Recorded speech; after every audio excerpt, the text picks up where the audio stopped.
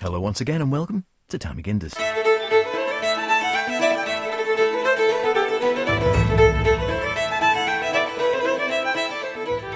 This week, Howard and I have another look round a very historic building which has a massive influence on the way we cook here in the Isle of Man.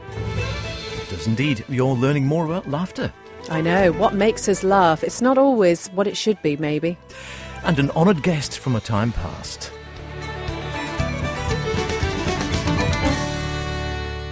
Well, But first off, yes, we're going to venture back down to the flour mills again, where we had a fantastic time a couple of weeks ago, once we found the way in, and a tour. We were looking at the new packing devices down there, but we also had the chance of a bit of a tour around the building itself. yeah, it was wonderful. Jason Duke, who's the mill manager down there, agreed to take us around and offered actually to take us around, which was just brilliant. We were donning our white coats and very, very fetching little blue caps, which I got to keep mine, actually. You opted not still to. got it? Yeah, I still have it. Going to come in very useful, I'm sure. But yes, he took us through a very exciting door, first of all. Okay, so where are we heading now? Right here. Oh, right. I'll follow you. Ah, right, so this is through one of the big green doors, which you can sort of see if you're driving over the arches. You can look across past the big silos, and you can see this sort of green door coming in here. You'll know a bit more as I take you up. Okay. But basically, underneath these are the rolls. Underneath you, which you'll see when you go upstairs in a second. But these are just the pipes after the rolls, which then get blown. The flour then gets blown back. The product gets blown back up to the top floor, back into a sifter, which, as I said, you'll see when we go up there. And do you have a team of engineers who sort of have to check everything all the time? Or? No, the 5 guys that work here were trained in every department. And we're on a rota, so a monthly rota. So one month someone will be in the mill, someone will be in the packing room, someone will be in the screen room, and therefore it changes on. So therefore, if there's any issues or anyone's off, sick or on holiday, someone else can step in. Perfect. So here we are. So we're down in the basement, and then we're heading upwards. I think we're going upwards this way. Yeah. Painting there, it's good, isn't it? That's a cracker, isn't it? That was actually found in a garage down there. Oh, was Wow. Yeah. So a wonderful little painting on the far wall there, and some of the rollers I think there as well. And we're just going to head up the stairs. So I'll follow Beth in her best flower shoes.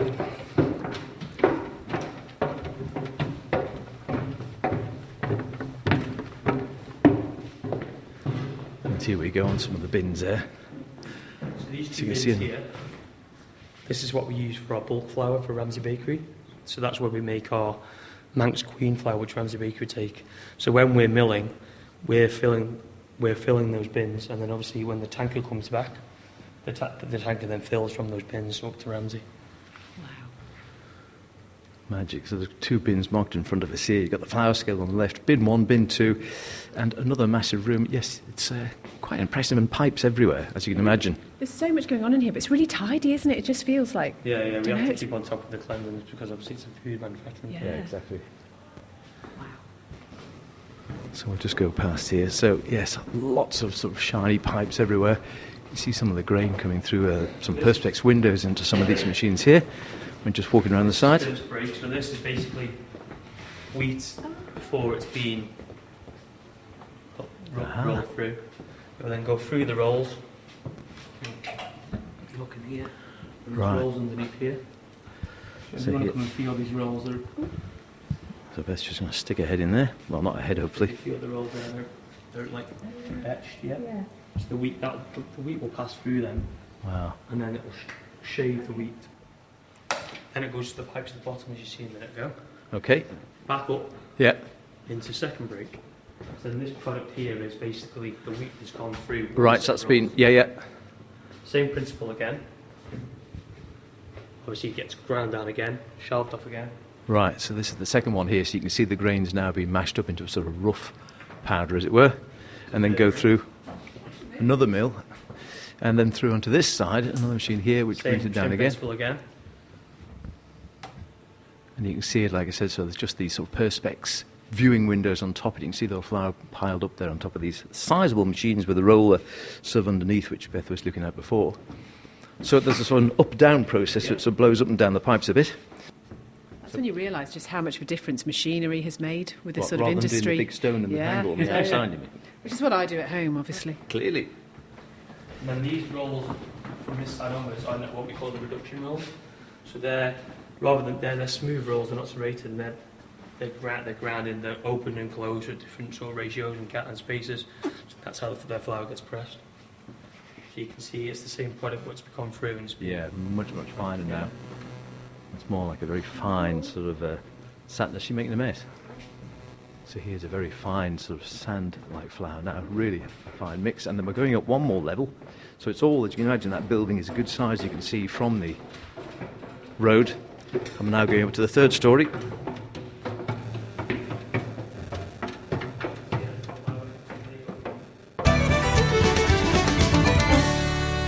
Absolutely brilliant. What a magnificent place. So lovely to have a look inside somewhere that, as you say, Howard, you've seen very often from the road, but to have a sneaky peek inside is just brilliant. So many thanks to Jason and all the team down at the Laxey Flour Mill for that. Roswell, we got a bit more in a moment, including fantastic Helter Skelter, which we were quite tempted to push. No, I won't give it away. Right. Speaking of chuckling, as I seem to do a lot during this programme, I know it's more of a cackle, isn't it? I listen back sometimes and just think, oh dear. It's the thought of that little blue hat. I know, that's what it is. But it got me thinking, OK, about what actually makes us laugh. And this is something that, I don't know, you get involved in quite a lot here on the station. You are a fan of the bloopers, aren't you? You kind of like looking out for those little nuggets that really shouldn't have happened, but are quite comical. Indeed, yes. Well, it's what makes life worthwhile, isn't it? Being able to laugh. For what do we live but to laugh at our neighbours and make sport for them in our turn? Absolutely. And it's programmes like, I don't know, It'll Be All Right in the Night. Used to absolutely love that show with Dennis Norden. There are some ones that would still make me laugh if I watched them again nowadays. But I really did start thinking about what it is that actually does make us laugh. Why do we do it? What is it that sort of connects us in that way? So I've been talking to Stephanie Davis from Laughology and asked her that very question. Why do we laugh? So, yeah, there's been lots of research into this and there's lots of different things that make people laugh. And what we know about laughter is it is mainly a social thing that we have and we've developed as human beings. The thing is that, you know, we see comedians and stuff on the telly, but not everybody laughs at the same thing, do they? So no, and so what we're talking about here is humour. So humour is the cognitive processing of the outward energy, which I suppose is laughter. So laughter is a social interaction to let somebody know that you've enjoyed something or even that you're nervous or frightened. There's lots of different emotions related to laughter, whereas humour is how we process that information. And because humour is learnt, laughter isn't. Laughter is innate. Humour is learnt through our upbringing, which is why we all have a different sense of humour, that we laugh at different things. So that's why some people might have a darker sense of humour and find things that might be a little bit wrong for me. Absolutely, yeah. And also, you'll find a lot of comedians on the circuit is when you have been doing comedy for a long time, your sense of humour does get darker because humour generally is based on surprise, so the unexpected. It takes you down one route and it's the unexpected. So the more you get to know humour and you unpick it and you do lots of it and see lots of it, you can kind of work out where it's going. So the darker it is and the more unexpected it is, that tends to be what happens. And do you think as you get older, you kind of lose your sense of humour in some ways? Because you see kids and they seem to be laughing all the time, whereas adults seem to control it a lot better. So, yeah, the children do laugh at things more, and that's to do with the unexpected, because as adults, we know what's happening. So it's the classic peekaboo for children. So peekaboo is hilarious for children because it's the first time that they've seen it. And then when you start to see that be lost in probably a little bit older than toddlers, it's because they've become used to it. So as adults, we get a lot more used to things. So we don't have a lot of the unexpected, which is why we probably laugh a little bit less. Can you teach yourself to laugh more as you get older? You can actually go around and teach yourself to laugh, to have a sense of humour, therefore have the laughter output. But the more you input into you around what makes you laugh and understand what makes you laugh and seek out things that make you laugh, the more you're going to switch on that part of the brain. So absolutely, you can learn to laugh more. And with Laughology, that's the sort of thing you go into workplaces and to, you know, I mean, you've worked with some really big companies, just kind of, I suppose, getting people to find that inner child again. So, yeah, we're a learning and development company essentially. And so we do everything from transformation programs to workshops around emotional intelligence. But essentially what we look at is, A, that learning can be fun. Because when we laugh, we learn better. The neurotransmitters associated with learning are dopamine, oxytocin, serotonin and endorphins. When you laugh, they happen. So when we laugh, I call it sticky learning. So that learning sticks more because you're more likely to remember it because you've enjoyed it and it was fun. So that's our basis, but also that at the heart of every single organisation there's a human being, and if you want them to be innovative, they absolutely need to get back to that imagination and that fun. As someone who's worked on the comedy circuit and now works in this as a full-time business, do you feel a lot of pressure to be funny all the time? Yeah, and it's the one thing I always get asked in interviews. Is tell us your favourite joke, and also I guess when I'm presenting, I switch it on, and I'll do a lot of conferences where I'm speaking to 200-300 people, and with an audience like that, you can have a lot of fun. But then you're often asked to stay for dinner afterwards, and then people sit around the table staring at you as if, come on then, make me laugh, you know. And you do switch it on and switch it off. So yeah, people do expect you to be funny all the time. I am, often.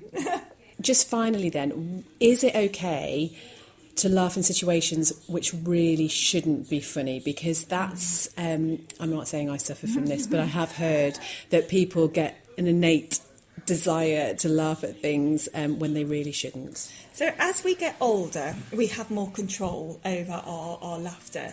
However, the same part of the brain that produces laughter is the same part of the brain that is responsible for our emotional output, so the limbic system.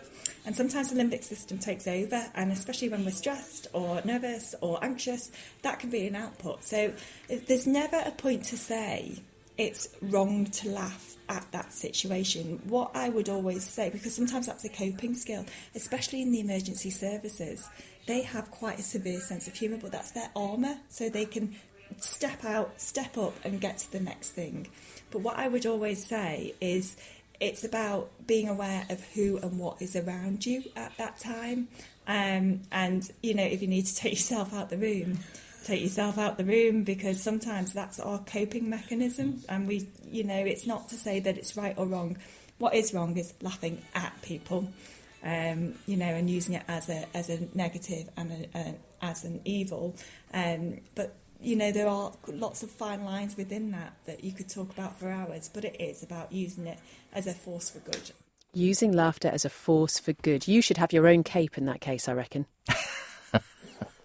You reckon? Yeah, I do tend to laugh as much as I can. I find it difficult to take things seriously, and I only have to look at my face and I see all these crease lines around the side, which is usually a good sign that you've been laughing too much, I think, when the side of your eyes are sort of creased up with crow's feet. People who are very serious tend to have smoother skin. Yeah, but I think there's something lovely. Isn't there Roald Dahl who sort of talks about if you think happy thoughts and it shows in your face? And I think a face that is well worn in that way, that has seen a lot of laughter, I think is a much better thing.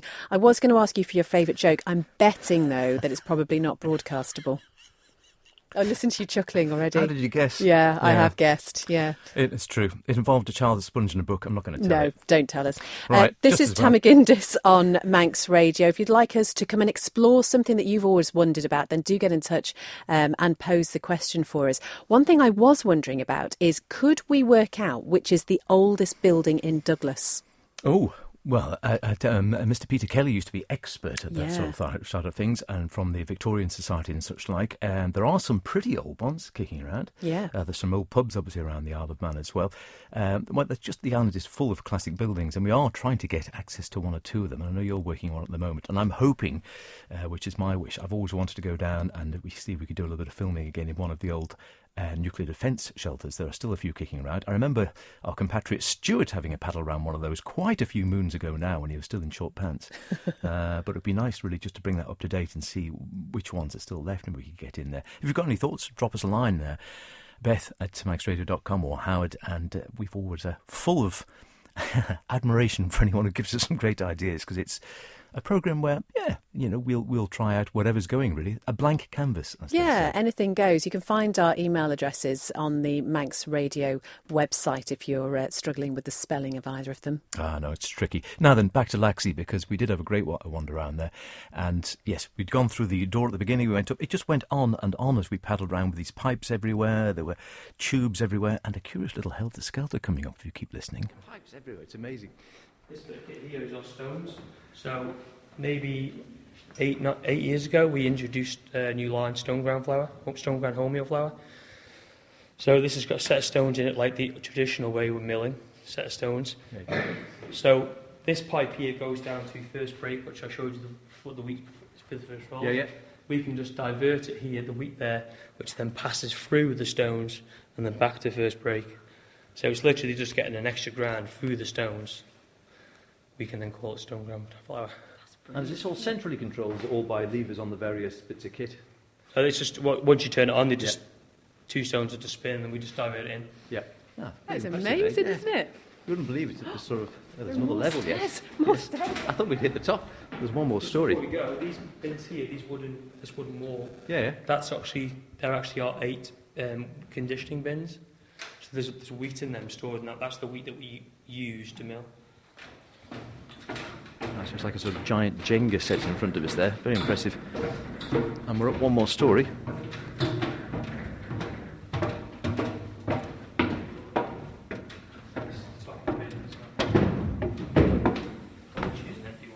Wow. And here we are, I think on the top, with some bins. Oh no, there is another flight of stairs. But I think that just goes to the attic space. A wheat scale here. More bins there. Wow. So that's the wheat in there, is it? Yes, the wheat comes in from silos into the screen house. Wow. And then this is where it enters the mill in this elevator here. Yeah. And then it gets conditioned Oh, there it is through there. with water, which softens up the wheat before milling. Wow. That's amazing, isn't it? It is, isn't it? It's so quiet at the moment, but I can imagine when everything's whirring, it's probably not. Oh yeah. You'll be able to do something. No, I can imagine that. That's amazing. And then there's... Just step one down those stairs. Okay. Hup. Down there. So an amazing place. Like I said, from outside it looks... it's, as it has been, it's an historic building, and yet inside it's full of quite a lot of this high-tech gear. It is our big sifter. So do you know how we see all the pipes stepping down the basement and then Yeah. it's getting brought back up? If you look at the top there, there's a load of different cyclones. Oh, yeah. So that's where those pipes go, down into the sifter. And then this, as pretty much a sifter would be at home, this, when it's on, it Shakes. like Yeah. so. Wow. That'd be... you can see That's it, yeah. incredible. Wow. Yes, that'd be a serious bit of kit when it gets going. Yeah, and then sometimes you have to climb underneath here to check the pipes. It's pretty daunting when it's on. You've got to climb underneath there and get samples from the pipes, these pipes. You look up and it's Just shaking all around. It's going. Yeah. Oh. Rather you than me. Yeah, what a thought. That sounds like a job for a child, Beth. It does, actually. It's a good job we've got one with us. Fancy that, Ben? Yeah. Yes. Yes. Fancy that. He's a brave- Definitely fancy that. He's a brave lad. Probably like you do though, but you'd definitely like to have a go. Right, so we're just going round the corner here. Still staying on the same level on this one. And... This is our mill health skelter. oh! So basically, then what would happen in here All the then kit in here. Wow. is when we get an order in, the guys would wheel the truck, wheel the flour out, Yeah. stack it round here, and then at the bottom, basement of the mill, there's a guy who will be down there palletising with a bell. He'll ring the bell, the flour then gets trucked down your helter-skelter to the bottom, gets palletised at the bottom. Have you ever been tempted to go down it, Jason? I couldn't possibly say. Okay, just checking. That would be too tempting, wouldn't it? It is very tempting. There is a big girder at the bottom though. Not so tempting now. Which Yeah. would probably Oh. take your head off if you... No. Have to Would go it be and small? ruin it. Be all right. I think A if you little put your head back like that, you'd be alright, but... Not very Let's bad. let's not try it. Can I go down and ring the bell? See if someone will give you a hefty shove. I'd stop you, honestly. Doesn't trust me. So as you were saying before, when you asked the question about how does the flower get to the package, It is quite literally like a helter-skelter.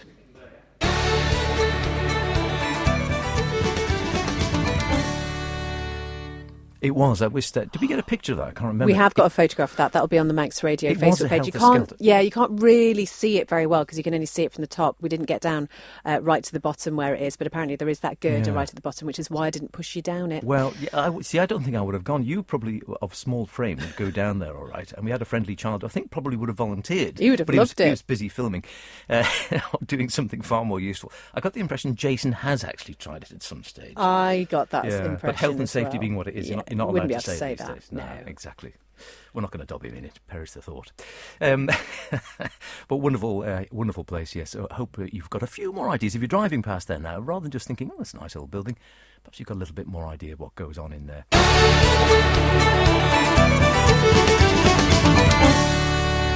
Well, now on Mee Gindys, time for our weekly challenge. And Howard is brandishing a ruler.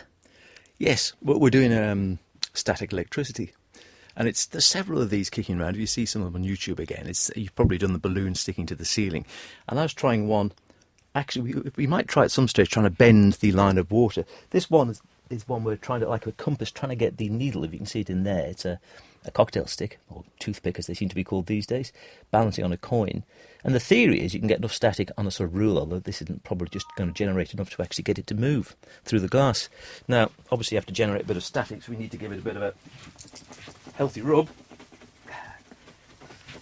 You can try this at home, kids. I love the fact that when you said you were going to do this one today, you asked me if I had a balloon on me. Well, I mean, yeah, you know. see, I don't think it's going to work through here, getting this to move. It's not. You see, I think this glass is just a tad too thick, and this is a bit too thin, so we're not getting enough of a charge. So what was supposed to happen is... You should be able to get it to move, you see. So we take the jar off. Do you need to and then charge up your try. ruler again? See, that goes now. Oh, look at that. Now. Hey! It's fine. So it does actually work. It's more dramatic if you can do it through the glass, obviously. And I think it's all to do with thickness of the glass, how long the point of the stick is, where the charge goes, and getting something like a really good rod to generate lots of static electricity. Typically, of course, when I'm wandering around Manx Radio, I could often get static shocks. And when you want a static shock, you can't get one. It's always the way in any case. You can do it with a bending of water as well, which we might try at some stage. But it's, yes. And those of you who did science, Van de Graaff generators, you remember those? You'd get the blonde-haired kid to stand with the Van de Graaff generator. You'd wind it up and his hair would go... Marvellous. So is that just because we are full of electricity and then we charge. react? It's building up a static charge, isn't it? Yeah. So with this one, you're building up a static charge if you're grounded, and then it just pulls. It'll do things like the hair. I think it'll normally sort of bring your hair up a little bit. Would you be able to get a static charge in your hair with that ruler? Yeah, I think so. All right, try that. Try it. Let's see. It depends. Obviously, if your hair's wet, it won't work, and if your hair's greasy, which mine probably is. Or, in fact, if you're going thin on top, it won't. Is that going? It should just sort of go a little bit. No, yes? Maybe a little bit. Yeah. Maybe a little bit. Shall we say yes? I don't know. You're looking. I think it would work better with a balloon, wouldn't it? It would. I can't believe you didn't have a balloon on you. That is, yes, a failing on my part. But It is. another Whenever I look great, at you, I always think, balloons, she's bound to have some. yeah, a great challenge. So what we need, we've decided, is a slightly thinner... So we could try it again, maybe, with Yeah, a thinner jar. thinner Or we jar. could try, if I can get a better rod, we could try seeing if we can bending a column of water. How's that?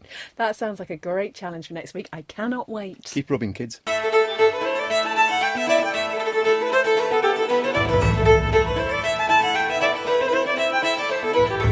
Now then, another feature we do on a regular basis on this programme is have our, what do we call it, lucky dip, I suppose, normally, which is where we go along the corridor, down the wood, just 2 seconds down the corridor from this studio, into the archive, which is laden with all sorts of oral goodies. There are tapes, there are cylinders, there are cassettes, there are all sorts of old formats, some of whom are difficult to play these days, particularly when you haven't got a wind-up gramophone. Anyway, we just have a rummage, pull something out virtually at random, and I got a cassette Do you know what they are? I know what they are, but I did actually show one of my children a cassette and they hadn't got a clue. It's that thing, isn't it? You see these posts on social media. If you show a child a cassette and a pencil, they wouldn't have a clue what the connection between the two are. No, this is very... Although I'm told they're back in fashion again, rather like vinyl at the moment. Anyway, cassette it is. We can play cassette just about, so bear with me. There might be a bit of humming and such like, but this is going back from 1975 and a voice you might recognise. That's the click. It's working. Thank heavens.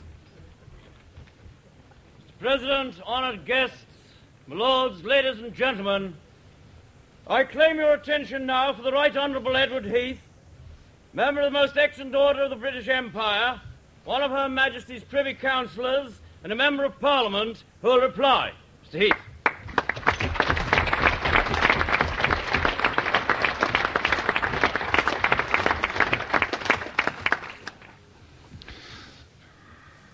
Mr. President, Your Excellency, Chairman of the Appeals Committee, ladies and gentlemen, it really is extraordinarily pleasant to be here tonight, to have come to this island, and to be joining with you on this occasion. And I'd like to thank you for the very warm welcome which you've given to me, not only in the speech which you've just heard, but individually at earlier stages of the evening, whether it was the small reception or the larger reception or the big reception or the final reception or the dinner itself, through all of which stages I have passed in a rather remarkable speed. It shows a high degree of efficiency developed in this island in your social activities. And it has been very pleasant for me to come back. There have been many who said, it's your first occasion here, but I was here on a previous occasion when I was Prime Minister, which passed unnoticed. And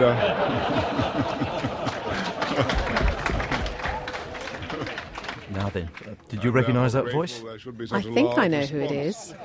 Edward Heath, Sir Edward Heath, Ted Heath, as he was known. Great speaker, isn't he? A fantastic voice, yes. Known for being a great composer and also a sailor. And that was 1975, October, would you believe it? More next week, of course. Look after yourselves. Bye-bye.